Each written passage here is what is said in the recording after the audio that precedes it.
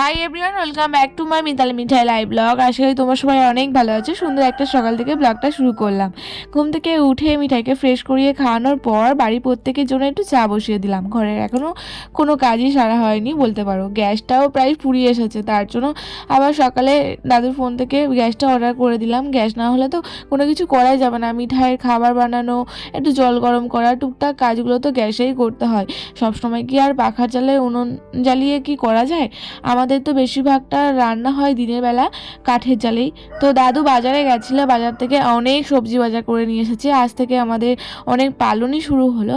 কালকে যেহেতু জানো অনেকেই যে আমার দাদুর জেঠু মারা গেছে, তাই বাড়িতে ছুঁচু চলছে, ছুঁচুই বলে সবাইকে। এবার অনেক কিছু নিয়মকানুন মেনে চলতে হবে, যেমন চুল আঁচড়াতে নেই, গায়ে সাবান দিতে নেই, জামা কাপড় কাচতে নেই সার্প জল দিয়ে, আর নিরামিষ খেতে হয়, সবজি ভাত ঝোল করে খেতে হয়, জিরে জিরে ঝাল গুঁড়ো আর তোমার নুন দিয়ে তরকারি, হলুদ দেওয়া যাবে না, সর্ষের তেল খাওয়া যায় না, আরও অনেক কিছু নিয়মকানুন থাকে, যেটা 13 দিন পর্যন্ত চলবে।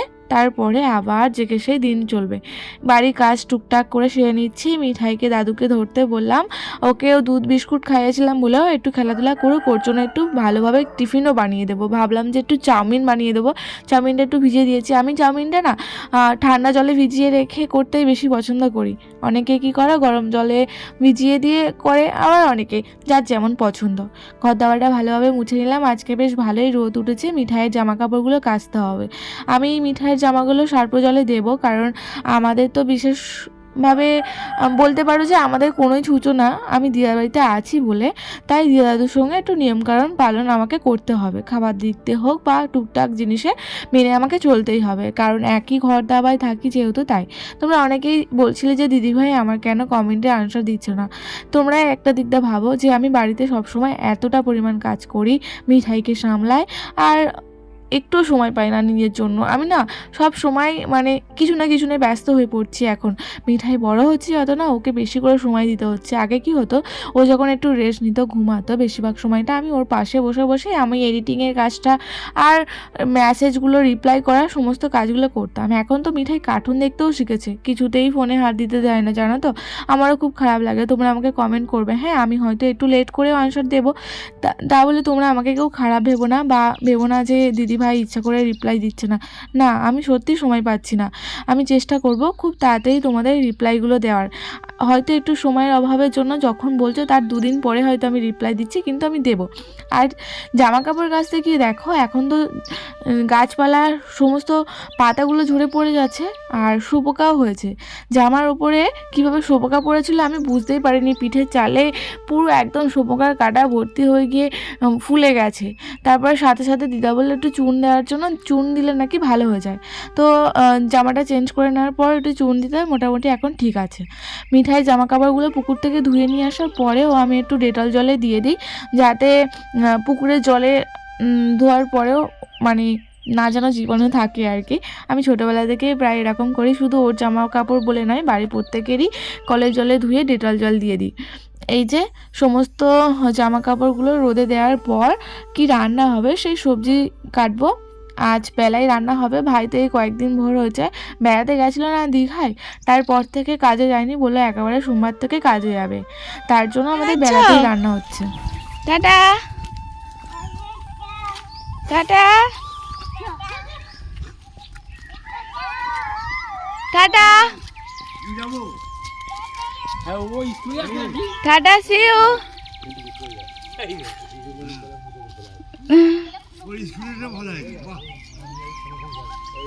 ঘাটের সামনে দাদু ঘাসগুলো পরিষ্কার করে ওখানে কিছুটা মাটি ফেলে ভালোভাবে মুছে, কিছু নিয়ম কারণ থাকে যেগুলো পালন করবে ঘাটের সামনেই করতে হয়। তার জন্য দাদু ওই জায়গাটা ভালোভাবে পরিষ্কার করে গুছিয়ে দিচ্ছে। আর এইদিকে আমি মিঠাই স্কুলে গেছে বলে ওর জন্য টিফিন বানিয়ে দিচ্ছি। টমেটো, আলু, জিরে গুঁড়ো, লবণ দিয়ে একটু সামান্য পরিমাণ ওর জন্য চাউমিন বানিয়ে দেবো, যাতে ও সকালে টিফিনটা একটু ভালোভাবে খায়।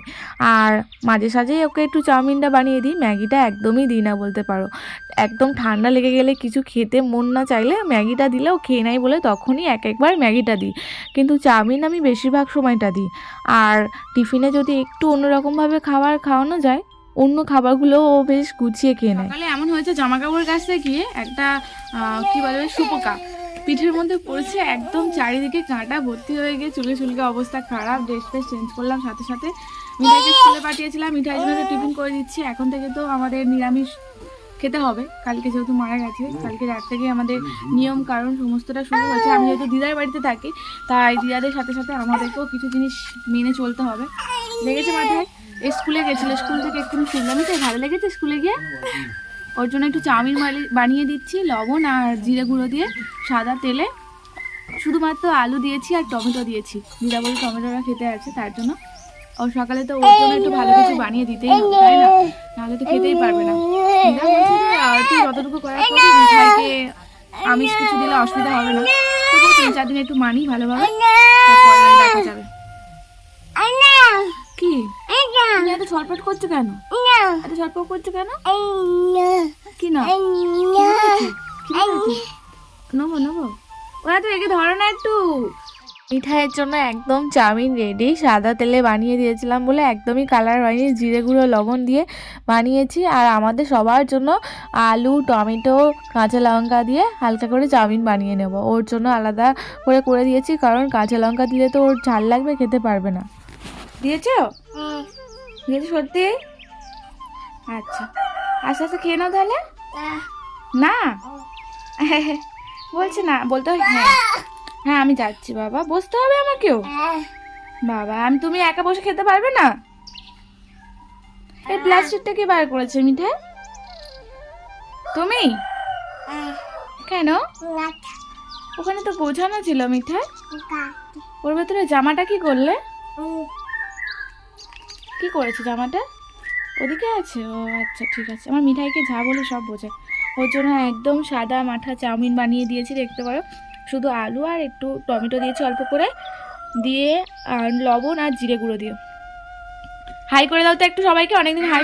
এরকম হাত দিয়ে বলতে হয়, হাই এরকম হাত দিয়ে বলো হাই। ভালো হয়েছে? টেস্টি? আচ্ছা ঠিক আছে, টেস্টি।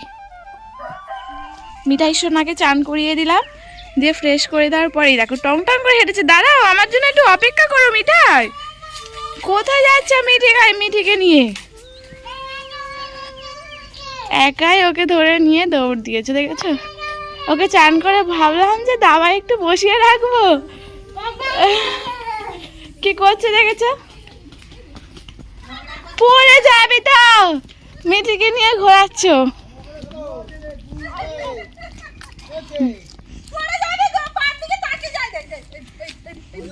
দেখেছো? দুষ্টু হয়েছে, দুষ্টু সেরাও। চান করে বলে একটু রোদেতে বস না, বসে ভবো। সবাইকে মাথায় করে রেখে দেয়। সবাই চান করে দিয়েছে, বলছে একটু রোদে থাক, কি দৌড় দিয়েছে পোলের দিকে। দেখেছো? এ দেখো দাদু ওখানে নেই, তাকে কোলে নিয়ে দেয়, চারিদিকে করছে। এখানে আছে দাদু, আসো। নেই ওখানে কেউ নেই, বাড়িতে কেউ নেই। দাদু থেকে শিখবে বলো। হ্যাঁ ও দেখছে, হ্যাঁ হ্যাঁ দেখছে, হ্যাঁ হ্যাঁ ও দেখতে পাচ্ছে। এম নিচে রাখলে তারপর দেখতে পাবে, এই তেরম ভাবে দেখতে পাচ্ছে।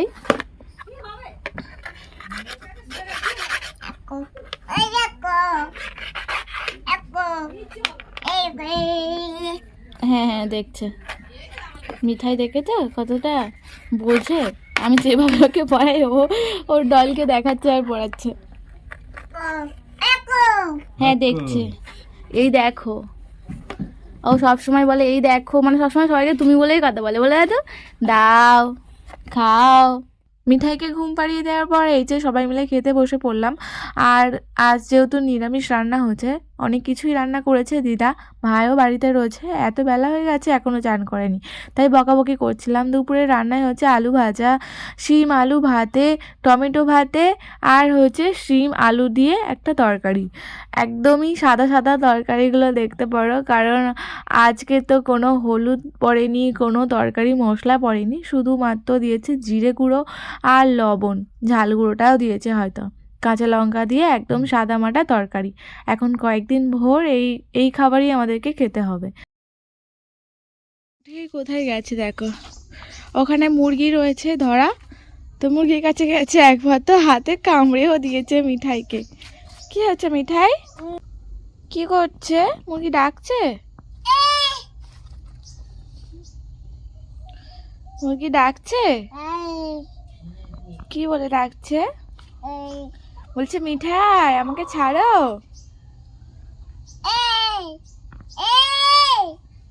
কই দিকে তাকাও,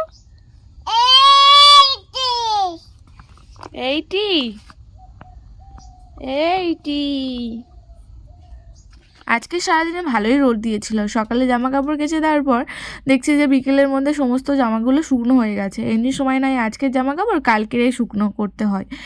আর কালকের একদমই ওয়েদার ভালো ছিল না, সারাটা দিন মেঘলা করেছিল, রাতের দিকে তো আবার খুব বৃষ্টিও হয়েছিল। আর দাদুও কালকে ছিল না, মানে ওয়েদারটার সঙ্গে আমাদের মন মেজাজ তো খুব খারাপ ছিল। আর এদিকে মিঠাইকে সন্ধেবেলা টিফিন খাইয়ে দিয়েছি। দুপুরে আমি ওর জন্য কুমড়ো আলু দিয়ে ঝোল করে দিয়েছিলাম, সেটা কিছুটা ছিল, সেটাতে আজ মুড়ি খাইয়ে দিয়েছি সন্ধেবেলা। ওর জন্য রুটি বানাবো, রাতের খাবারে রুটি দুধ করে খাইয়ে দেবো। এই ঠান্ডা বলে না ওকে বেশিরভাগ সময়টায় রাতে করে রুটিই খাওয়াচ্ছি। মিঠাই দেখো, ও ক্রিম নিয়েছে, নিয়ে একা একা ক্রিমটাকে নিয়ে বার করে আর মুখে হাতে মাখার একটা অভিনয় করছে, যাতে ও কতটা বোঝে। দেখেছে দেখো কীভাবে করবে, দেখো আমি এখন লক্ষ্য করছি, এত ভালো লাগছে না ওকে দেখে। মিঠাই মানে সব কিছু জিরক্স কপি করবে, যেটা দেখবে মোটামুটি ও সেই জিনিসটা শিখে নেবে। এখন তো অনেক কথা বলতে শিখেছে মিঠাই, টুকটাক করে। আমি তো মানে অপেক্ষা করছি যে ও কীভাবে কথা বলে পুরো কথাগুলো। এই যে মিঠাই খাবারটা বানিয়ে নিয়েছি, বলছিলাম না আমার গ্যাসটা ফুরিয়ে এসেছিলো, তো সত্যি একদমই ফুরিয়ে গেছে। দুপুরে মিঠাইয়ের জল গরম করছিলাম স্নান করার জন্য তখনই, আর তার জন্য পাখার চালেই রান্না করতে হচ্ছে। মিঠাইয়ের দুধ রুটিটা আমি করে নিচ্ছি। ওই দুধ রুটিটা আমি কি করি বলো তো, গরম জলের সাথে রুটিটা দিয়ে দিই, দিলে হালকা একটু নরম হয়ে যায়, ওর সঙ্গে একটু ফর্মুলা মিল্ক বানিয়ে দিলে মানে দিলে ওর খেতে সুবিধা হয়।